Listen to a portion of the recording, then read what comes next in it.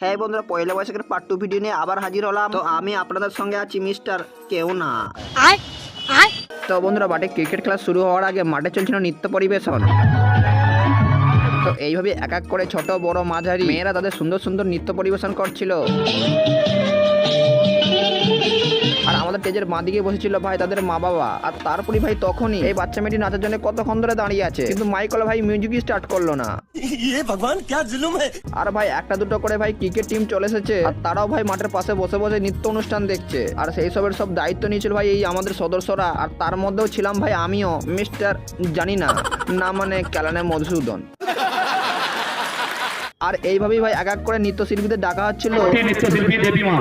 আর আমি ভাই বসে বসে তাদের নৃত্যর ভিডিও করছিলাম। বাট আমার কিন্তু লজ্জা লাগছিল, কারণ যারা নৃত্য করতে এসেছিল তারা মনে মনে ভাবছিল এ কে রে, কোথা থেকে এলো রে, এ কত বড় ক্রিয়েটর যে গিম্বেল ফিম্বেল নিয়ে চলে এসেছে।